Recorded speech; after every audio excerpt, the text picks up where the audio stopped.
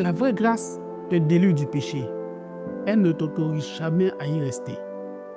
Aujourd'hui, on aborde un sujet grave mais nécessaire, l'hypergrâce. C'est un mot doux, séduisant, moderne, mais derrière se cache une doctrine qui détruit la repentance, affaiblit la sainteté et endort les consciences. Tu l'as peut-être déjà entendu. Dieu t'aime tel que tu es. Il te laissera tel que tu es. Ne te sens pas coupable. La grâce couvre tout. Se repentir, c'est du légalisme. Mais ce message n'est pas la grâce biblique. C'est une contrefaçon spirituelle. Une grâce sans quoi? Une grâce sans transformation? Une grâce sans Christ. Bienvenue sur Sola Évangile, là où on revient à la vérité pure, non diluée du message de Jésus-Christ. Ici, on ne cherche pas à plaire aux oreilles, mais à ramener les cœurs à la croix.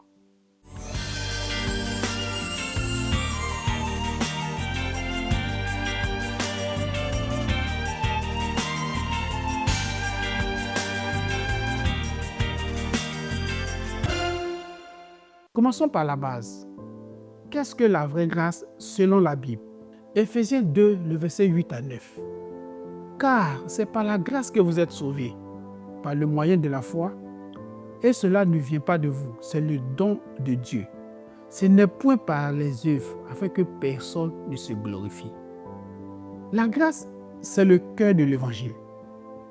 C'est Dieu qui fait pour nous ce que nous ne pouvions pas faire nous-mêmes. Mais attention, la grâce qui sauve est aussi la grâce qui transforme. Tite 2, le verset 11 à 12. La grâce de Dieu, source de salut pour tous les hommes, nous enseigne à renoncer à l'impiété et aux convoitises mondaines et à vivre dans la piété. Autrement dit, la grâce ne nous libère pas pour pécher, mais du péché. Elle ne ferme pas les yeux sur le mal, elle ouvre les yeux sur la sainteté. John MacArthur le dit clairement, la grâce n'est pas une permission pour pécher, mais une puissance pour obéir. L'hypergrâce est une déformation du message de la grâce. Elle affirme que tu n'as plus besoin de confesser tes péchés. Tu n'as plus besoin de te repentir. Dieu ne te discipline plus. Et même si tu vis dans le péché, ce n'est pas grave. C'est une grâce sans vérité. Une grâce sans crainte de Dieu. Une grâce sans transformation intérieure. Mais la parole de Dieu est claire. Romains 6, le verset 1 à 2. Que dirons-nous donc? Demeurerons-nous dans le péché afin que la grâce abonde? Loin de là. Nous qui sommes morts au péché, comment vivons-nous encore en lui? Paul ne minimise jamais le péché, même lorsqu'il proclame la grâce la plus glorieuse. Il garde la sainteté de Dieu au centre. L'hypergrâce, elle te dit, Dieu te comprend. Mais le vrai évangile te dit, Dieu te transforme. Pourquoi l'hypergrâce est si dangereuse dans la vie? C'est une doctrine séduisante parce qu'elle flatte la chair.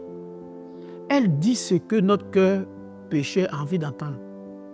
Tu peux garder ton péché. Dieu ne t'en tiendra pas rigueur. Mais cette idée détruit la repentance, affaiblit la sanctification et conduit à une fausse assurance du salut.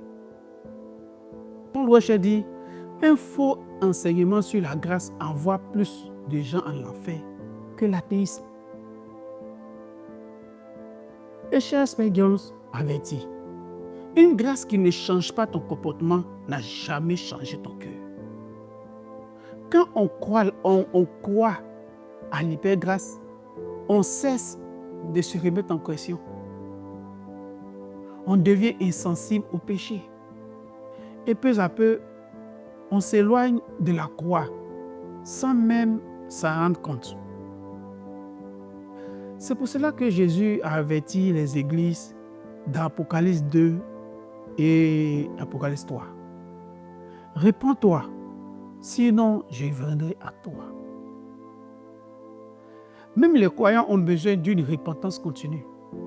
Pas pour gagner le salut, mais pour marcher dans la lumière. La grâce biblique enseigne la sainteté. La vraie grâce n'abolit pas la loi morale de Dieu. Elle t'en donne enfin la force intérieure. Romains 8, 3, 4. Ce qui était impossible à la loi parce qu'elle était affaiblie par la chair, Dieu l'a fait afin que la justice de la loi fût accomplie en nous, qui marchons non selon la chair, mais selon l'esprit. Quand tu es sauvé, le Saint-Esprit t'habite. Et cette présence te pousse à haïr le péché que tu aimais autrefois et à aimer la sainteté que tu fuyais avant. Jean Calvin disait, l'homme ne reçoit pas la grâce pour demeurer dans le péché, mais pour s'en sortir.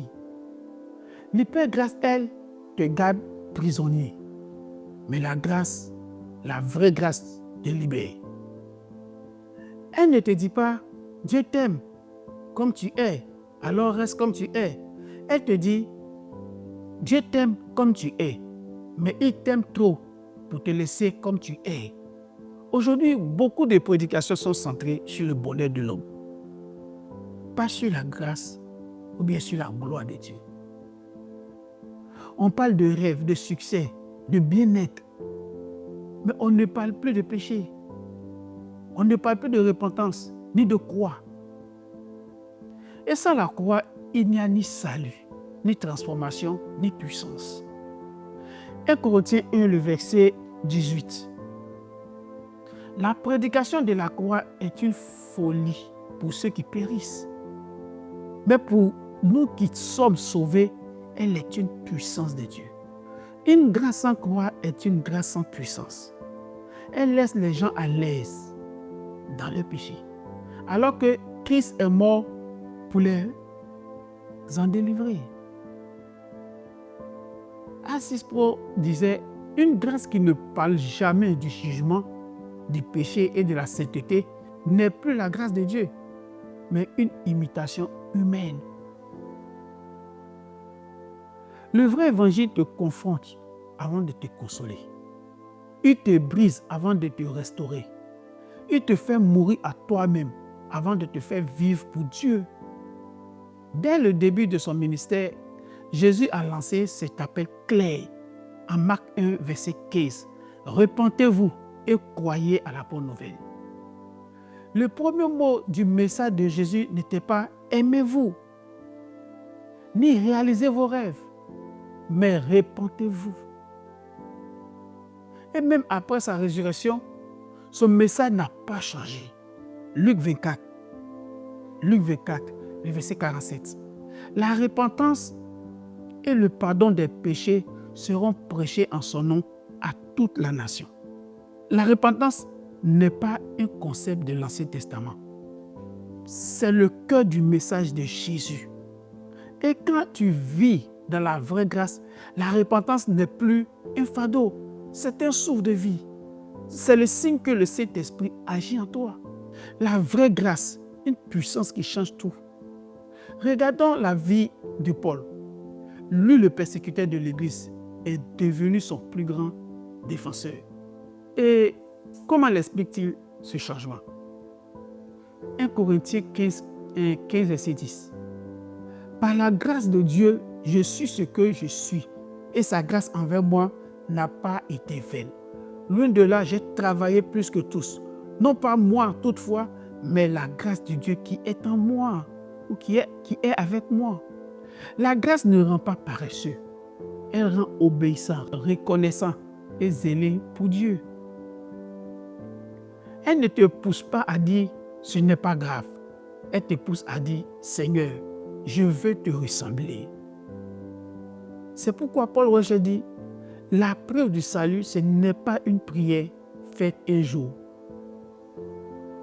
C'est une vie transformée tous les jours. » Alors pose-toi cette question.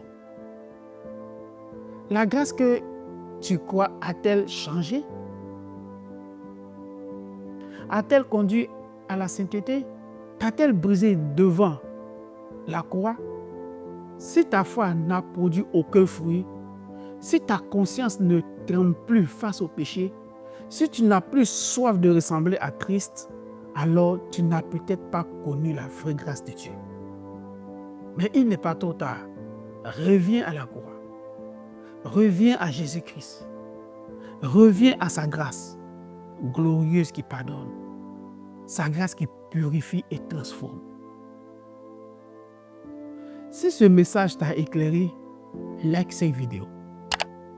Abonne-toi à Sola Évangile et partage cette vérité avec quelqu'un qui a besoin d'entendre que la grâce de Dieu n'est pas un permis pour pécher, mais une puissance pour obéir. Dans notre prochaine vidéo, nous parlerons de l'appel ultime. Revenir à l'Évangile. Parce que ce retour n'est pas facultatif. C'est une question de vie ou de mort spirituelle. Que le Saint-Esprit t'ouvre les yeux sur la beauté de la vraie grâce. Celle qui sauve, sanctifie et glorifie Jésus-Christ seul. À très bientôt ici, sur Sola Évangile.